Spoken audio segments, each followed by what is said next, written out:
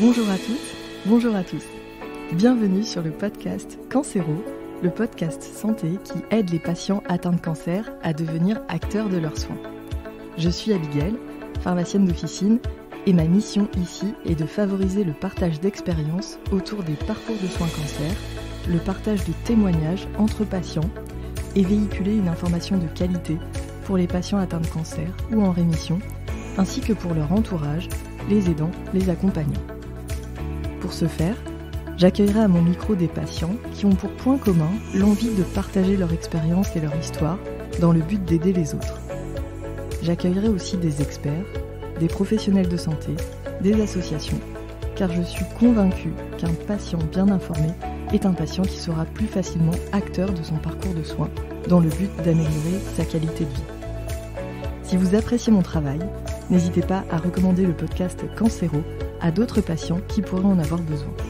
Vous pouvez aussi mettre un avis et une note sur les plateformes d'écoute afin de rendre Cancéro plus visible et d'aider un maximum de patients. Mille merci et je vous souhaite une très belle écoute. Aujourd'hui, je suis vraiment ravie de vous retrouver pour la saison 2 du podcast Cancéro. Pour cette saison, je vous ai prévu différents témoignages de patientes avec des parcours de soins cancer du sein métastatique, cancer de l'ovaire. J'ai aussi interviewé une psychologue et nous avons échangé sur les bénéfices de la prise en charge psychologique pendant les parcours de soins des patients et de leur entourage proche. Point commun avec la saison 1, j'accueille aussi Léa, mon amie pharmacienne, pour un épisode de méditation et en duo aussi avec moi pour parler de nausées, vomissements, des effets indésirables des traitements qui sont tant redoutés par les patients et des moyens de les atténuer et de les prévenir. Donc voilà pour le programme de la saison 2 et on démarre tout d'abord par une interview publiée le 21 avril 2023 pour France 3 Grand Est intitulée Cancer, une pharmacienne lance un podcast pour accompagner les patients. Je trouve que c'est une très belle introduction à la saison 2, un très bon résumé du projet Cancéro, et qui complète très bien l'épisode 0 où je me présente déjà. Je tiens d'ailleurs à remercier Mathie Fay pour son excellent travail de journaliste, car il a réussi à retranscrire très fidèlement mes propos et l'esprit du podcast Cancéro dans son article. D'ailleurs, je mettrai le lien de l'article en note de l'épisode. Je laisse place à notre échange et vous souhaite une très belle écoute.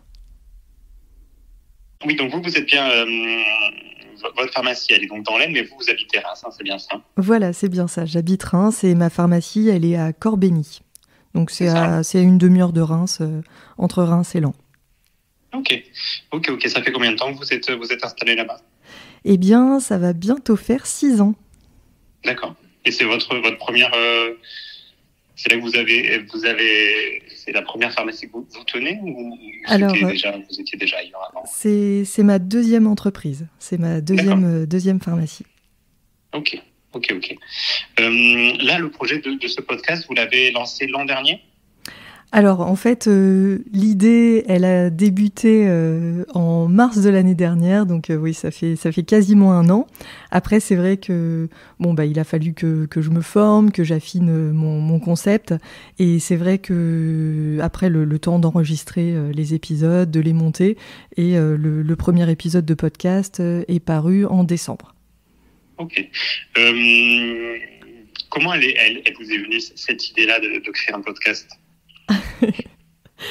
Eh bien, en fait, alors déjà, moi j'écoute beaucoup de podcasts à titre personnel et ça, je pense que ça a aidé aussi dans la démarche. C'est vrai que j'aime beaucoup ce format de communication parce que je trouve qu'on y apprend plein de choses. Et c'est vrai qu'à la pharmacie, avec les patients atteints de cancer, en fait, j'observais parfois un besoin d'information. Et je me disais, tiens, pourquoi pas un jour faire un podcast. Et puis, c'est vrai que c'était resté dans un coin de ma tête. Et puis c'est vrai que je me suis dit, pourquoi pas le lancer au final. C'est vrai que maintenant, on a plein de choses qui deviennent accessibles, même si c'est pas dans nos domaines de compétences initiaux. Et c'est vrai qu'en se formant un petit peu, eh bien, on arrive à monter des projets assez ambitieux au final. Ok.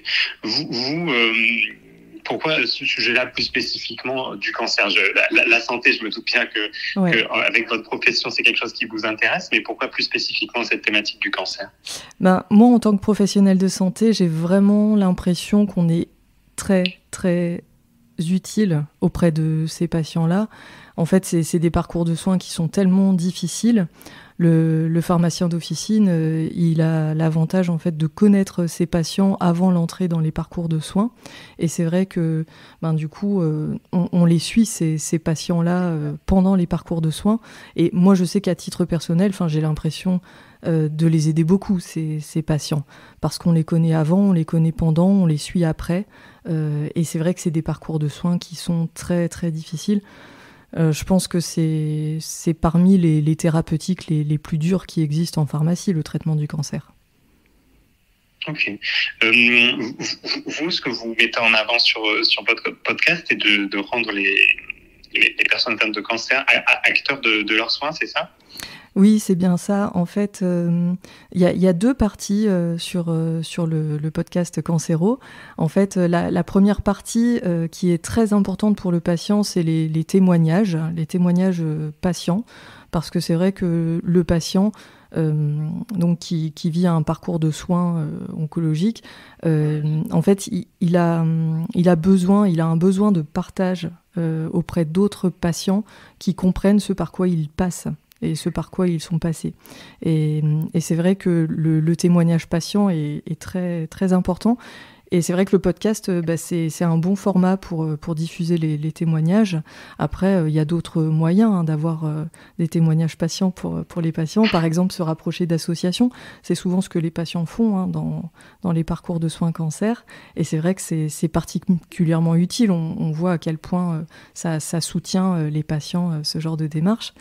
Et après, il y a aussi les interviews d'experts, de professionnels de santé.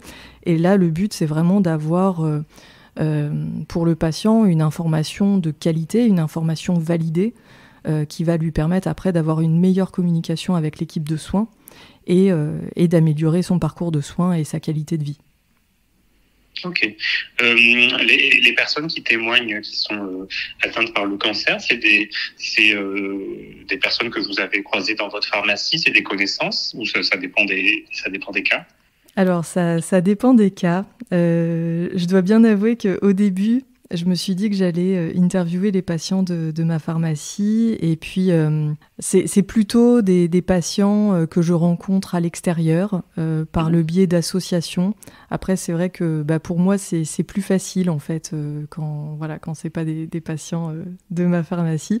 Mais en tout cas, je conseille mon podcast aux patients de ma pharmacie parce que je trouve que c'est vraiment une aide qui est, à mon avis, très importante. Okay. Et c'est difficile d'avoir des personnes qui veulent témoigner ou finalement c'est des gens qui viennent vers vous ont cette envie de se confier sur leur quotidien et puis l'impact de la maladie? Eh ben, ça peut paraître bizarre, mais en fait les patients témoignent assez facilement. D'une part parce que je pense que je suis professionnelle de santé et que j'ai l'habitude de recueillir des témoignages patients déjà au comptoir. Donc c'est vrai que les patients se sentent en confiance avec un pharmacien d'officine en phase 2 et ils vont se confier facilement. Et après, la deuxième dimension, c'est aussi que je pense que ça fait partie aussi des soins de pouvoir témoigner et de pouvoir aider les autres. Donc non, c'est assez facile de recueillir des témoignages patients. Ok. Là, les épisodes que vous faites, c'est à peu près 20 minutes sur la durée la plupart du temps, c'est ça? Alors, c'est des épisodes qui sont en général beaucoup plus longs. Alors, c'est vrai que sur la saison 1, souvent, c'est des interviews d'1 heure, d'1h30. J'arrive pas à faire beaucoup moins avec les patients. On a souvent beaucoup de choses à se raconter, à se dire. Et après, c'est vrai que sur la saison 1, j'ai découpé au montage les épisodes, mais je pense que sur la saison 2, je laisserai les interviews telles quelles, avec des épisodes assez longs qui feront 1 heure, 1 heure et demie. Ok. Et sur le rythme de parution, c'est quelque chose de précis ou ça dépend finalement des rencontres que vous avez? Alors en fait, Pour le podcast, c'est important que la parution soit hebdomadaire, donc une diffusion toutes les semaines, parce qu'en fait, ça aide en visibilité vis-à-vis des algorithmes et tout ça sur les plateformes d'écoute. Donc c'est vrai que c'est l'idéal de faire une fois par semaine, mais c'est vrai que pour moi, c'était beaucoup trop élevé ce rythme-là. Ça représente énormément de travail de faire un épisode de podcast. Et c'est pour ça que du coup, j'ai fait en saison. Donc ça veut dire que là, par exemple, on a fait la saison 1 qui est du coup composée de 19 épisodes. Donc sur 19 semaines, ça fait un peu plus de 3 mois. Et donc là, on fait une pause de quelques semaines. Et je pense qu'on va reprendre d'ici mai-juin, une fois que j'aurai réenregistré et monté quelques épisodes. Ok. Finalement, pour l'instant, en tout cas sur la première saison, sauf erreur de ma part, c'est uniquement des femmes que vous avez interrogées. Oui. Est-ce que c'est un choix ou est-ce que finalement ça s'est juste fait comme ça? Eh bien, en fait, peut-être que du coup, ça fera un appel à témoignage, mais j'aimerais beaucoup ouvrir la parole aux hommes et puis aux autres types de cancers que le cancer du sein. J'aimerais beaucoup que le podcast puisse représenter tous les patients en parcours de soins cancer. Après, c'est vrai que c'est plus facile pour moi d'obtenir des témoignages de femmes ayant eu un cancer du sein, parce que déjà, les femmes sont... les femmes qui ont eu un cancer du sein sont très mobilisées autour de la cause. Elles sont malheureusement très nombreuses. C'est la première cause de cancer féminin, le cancer du sein. Donc c'est vrai qu'en nombre, elles sont plus nombreuses et elles sont très mobilisées avec Octobre Rose. Elles communiquent beaucoup. Donc c'est vrai que pour moi, c'est plus facile d'avoir ces témoignages-là en premier. Mais non, le but, c'est d'être au maximum inclusif, d'avoir des hommes, des femmes, d'avoir tout type de cancer. Sur la saison 2, je prépare des épisodes avec une patiente qui a eu un cancer de l'ovaire, un épisode aussi avec une autre patiente qui a eu un lymphome. Et j'aimerais aussi ouvrir sur les cancers digestifs et la problématique des stomies. Voilà, ça c'est des problématiques qui sont très lourdes et je pense que les patients sont en demande de témoignages sur ces parcours de soins. Ok. L'enregistrement et puis la partie montage, vous faites tout vous-même ou vous avez quelqu'un qui vous accompagne? Alors en fait, la prise de contact avec les patients, avec les experts à l'hôpital, les professionnels de santé, tout ça c'est moi qui l'organise. L'enregistrement, les interviews, c'est moi aussi. Par contre, ce que je délègue, c'est la partie montage. Au début, je l'ai fait moi-même, je me suis formée et je l'ai fait par moi-même. Mais c'est vrai que ça me demande énormément de temps. Et vu que j'ai un métier très prenant à côté, c'est vrai que du coup, j'ai préféré déléguer cette partie-là. Donc la partie montage, diffusion, programmation et publication sur les réseaux sociaux, tout ça, je le délègue à une personne. Et vous, c'est quelque chose que vous faites, la partie enregistrement du coup sur votre temps libre, j'imagine. Est-ce que et puis ensuite la publication, si vous confiez ça à quelque chose, ça représente un investissement pour vous à la fois de temps et peut-être financier de faire ce podcast? Ah oui, complètement. Après, je me dis qu'il y a un intérêt de santé publique qui est énorme hein, et que du coup, c'est un investissement qui vaut le coup. Mais oui, je vous le confirme, c'est du temps et aussi de l'investissement financier. Et pour l'instant, c'est quelque chose que vous portez de votre côté. Il y a de la publicité, des choses comme ça pour accompagner le podcast. Comment ça fonctionne? Non. Pour l'instant, c'est moi qui finance tout, on va dire personnellement. Après, je n'exclus pas dans l'avenir, pourquoi pas, d'avoir des sponsors, d'avoir des partenaires, parce que c'est vrai que si on veut que le projet dure dans le temps, je me dis que voilà, ce serait peut-être envisageable. Mais pour l'instant, non, c'est moi qui le supporte à 100%. Ok. Est-ce que vous avez un retour sur le nombre d'écoutes, des choses comme ça, sur les différents épisodes depuis le démarrage? Oui, en fait, là, on approche les 1000 écoutes depuis le début. Après, on est un tout jeune podcast et c'est vrai qu'il faut laisser le temps aussi. Voilà, le podcast, c'est vraiment le média de la patience. Donc c'est vrai qu'au début, on démarre doucement. Après, c'est vrai que j'espère aussi par votre biais et puis par le biais de promotion, faire connaître beaucoup plus largement le podcast et puis que ça puisse aider un maximum de patients, c'est vraiment le but. Ok. Là les 1000 écoutes, c'est le total sur épisode ou c'est une moyenne par épisode? Alors en fait, c'est la totalité de tous les épisodes. Ok. Sur les thématiques, finalement, c'est quand même majoritairement des personnes atteintes par le cancer qui témoignent et quelques professionnels, ou l'équilibre, il est... Là, vous me parliez sur la prochaine saison, par exemple, de plusieurs témoignages de personnes atteintes par le cancer. Il y aura aussi d'autres témoignages de professionnels de santé, ou c'est pas encore défini? Si, il y aura aussi des témoignages de professionnels de santé. Là, sur la saison 2, j'ai déjà enregistré un épisode avec la psychologue qui exerce au centre Jean Godinot à Reims.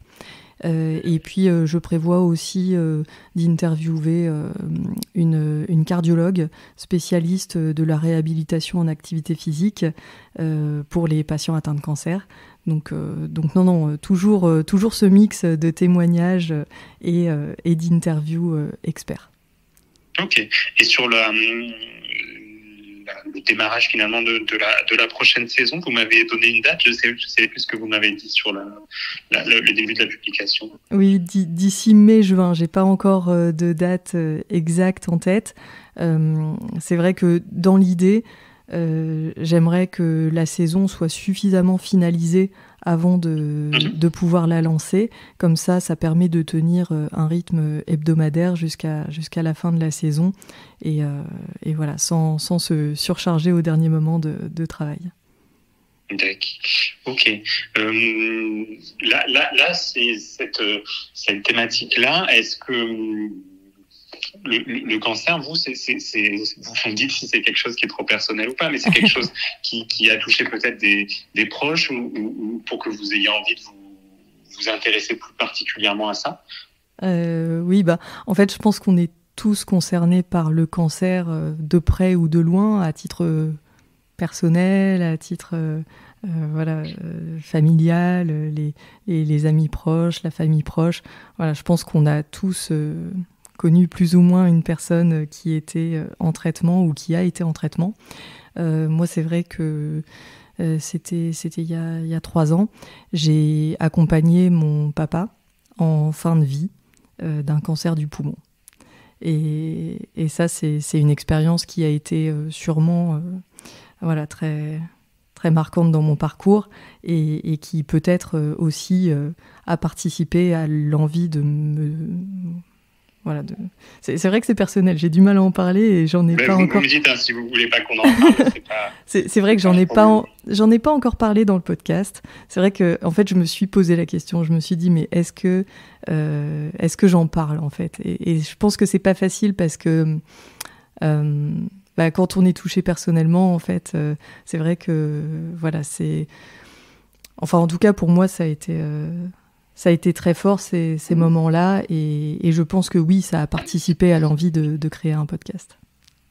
Ok, mais voilà, si vous préférez pas qu'on en parle, moi il n'y a pas de problème. Je vous posais la question, vous me répondez, mais si on peut simplement dire que comme toutes les familles, le cancer s'approche de près ou de loin et que ça peut expliquer peut-être le fait que vous ayez voulu vous lancer là-dedans, mais on n'est pas forcément obligé d'entrer dans les détails si vous préférez. Non, mais je pense qu'on peut le dire. Enfin, je pense que maintenant je suis suffisamment à l'aise avec ça, mais voilà, ça permet aussi peut-être aux auditeurs de mieux comprendre pourquoi je suis si impliquée dans les parcours cancer. Donc non, au contraire, ça peut être plutôt bénéfique de comprendre le pourquoi. Ok, très bien. Et vous, finalement, J'ai pas écouté tous les épisodes, j'en ai écouté 2, mais c'est plus des témoignages positifs que vous essayez de transmettre. Alors, c'est une question difficile parce que j'aime beaucoup mettre en lumière, en fait, en effet, le côté... Enfin, mettre en lumière... c'est difficile de parler de côté positif, en fait, parce que, bien évidemment, les patients, ils se passeraient bien de cette épreuve, et c'est toujours difficile de parler de côté positif dans des épreuves de vie pareilles. Mais malgré tout, on voit à quel point ces parcours de soins, parfois, sont des transformateurs de vie, et ça, je trouve que c'est très beau à mettre en lumière, en fait. Et c'est vrai que pour des patients qui sont en début de parcours de soins, eh bien, ça peut représenter un espoir, en fait. Ça peut donner des perspectives et ça peut être vraiment, vraiment très intéressant. Ok. En tout cas, les personnes que vous interrogez, elles ont vécu le cancer, mais elles en sont à une phase de rémission ou des phases assez... où la maladie c'est un petit peu plus éloignée, c'est ça? Eh bien, pas forcément, parce que là, vous voyez, par exemple, samedi, j'ai réservé aussi la salle à la médiathèque pour un enregistrement. Et justement, j'accueille sur Reims une patiente de Belgique. Et en fait, c'est vrai que son parcours de soins est particulièrement intéressant. Il est aussi particulièrement dur. Et c'est vrai qu'elle a essayé beaucoup de lignes de traitement. Ça fait des années et des années qu'elle est en parcours de soins. Cette patiente-là, malheureusement, on ne peut pas dire qu'elle est en rémission. Et en fait, je pense que c'est important que tous les types de témoignages soient représentés, même les parcours de soins qui sont plus durs, même les patients qui ne sont pas en rémission, parce que c'est une réalité dans le cancer. Il n'y a pas que des rémissions. Et je pense que même avec des parcours de soins qui sont très difficiles, on peut avoir de très beaux témoignages. Ok, parfait. Qu'est-ce que je voulais voir d'autre avec vous? Je ne vous ai pas demandé votre âge. J'ai 38 ans. D'accord, ok. Et vous habitez Reims depuis longtemps? Oui, j'habite Reims depuis une grosse dizaine d'années. Ok. Très bien. Et donc vous êtes pharmacienne pharmacienne d'officine finalement, et c'est ce métier-là que vous exercez depuis votre sortie d'études, ou vous étiez à l'hôpital avant ou dans d'autres types de structures? Non, j'ai toujours exercé en pharmacie d'officine. En fait, j'ai fait mes études à Caen. J'ai fait un Master 2 de répartition pharmaceutique sur Limoges en dernière année d'études, avant de revenir sur Caen pour ma thèse. Et en fait, c'est vrai que j'ai jamais exercé en répartition pharmaceutique. Tout de suite, je suis partie en officine. J'ai eu l'occasion de m'installer dans une première entreprise en Normandie.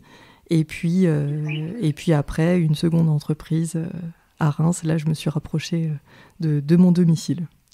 Ok. Et vous, justement, pourquoi vous avez fait ce choix-là? Peut-être d'être en contact plus direct avec les patients? C'est ça qui peut... C'est une très bonne question.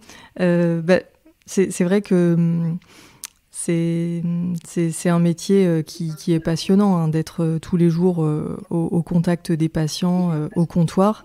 Voilà, les activités de l'officine sont très larges. Je pense que c'est aussi pour ça que c'est un beau métier. Maintenant, ça va de la délivrance des médicaments à la vaccination, aux tests, aux entretiens.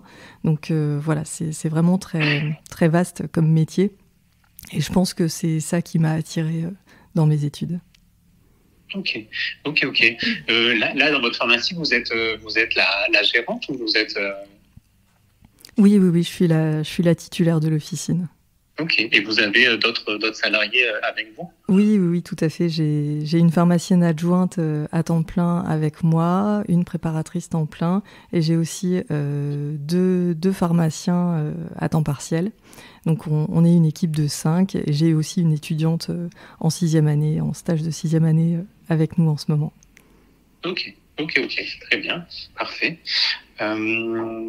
Et finalement, le podcast que vous développez, ça vous prend combien de temps dans votre semaine, ou enfin je sais pas comment vous vous organisez, si vous essayez de regrouper un petit peu plus le moment où vous vous en occupez, ou peut-être les enregistrements, comment vous faites pour concilier un peu tout ça, parce que j'imagine qu'en étant à la tête de la pharmacie, ça vous prend quand même beaucoup d'énergie aussi de ce côté-là.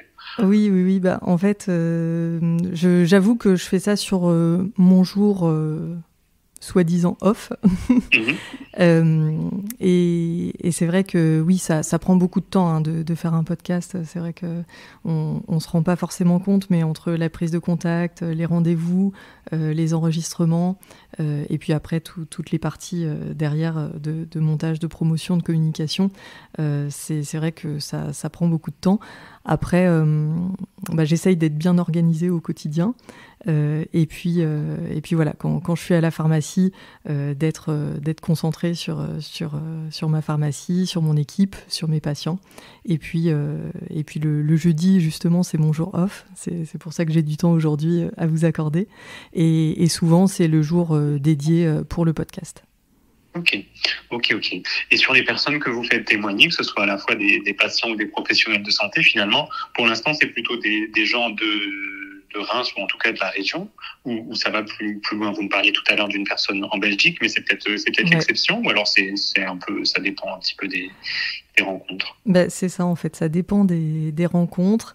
C'est vrai que soit c'est des personnes que je rencontre par mon réseau, et du coup ça peut être des personnes de Reims, mais ça peut être des personnes... au début de la saison 1, j'ai commencé la saison avec Sandrine qui habite Nantes, et là c'est vrai qu'on avait une personne en commun dans nos connaissances.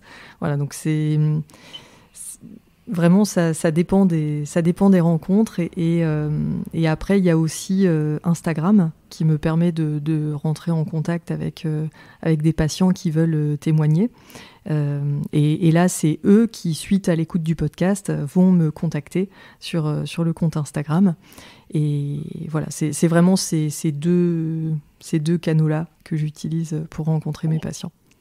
Ok. Et le compte Instagram, il a le même nom que le podcast ?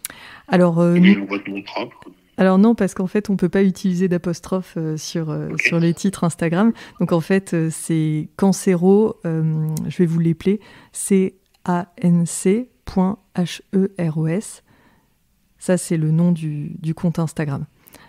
Okay. Alors que Cancero, le titre du podcast, c'est avec un apostrophe. Parfait. Très bien. Et qu'est-ce que je voulais voir d'autre avec vous ? Je pense que j'ai fait le tour de l'essentiel des questions que j'avais en tête. Petite note de fin d'épisode pour vous rappeler que vous pouvez télécharger le cadeau gratuit que j'ai créé pour vous. Il s'agit d'une feuille très pratique pour les patients et qui permet la prise de notes entre 2 passages dans le service hospitalier.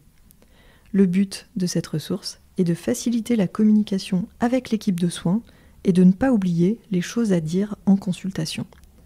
Vous pourrez y signaler vos symptômes, vos éventuels effets indésirables et noter toutes vos questions à poser aux différents professionnels du service. J'espère que cette ressource vous aidera dans votre prise en charge, et vous trouverez le lien pour la télécharger gratuitement en note de l'épisode ainsi que sur la page Instagram.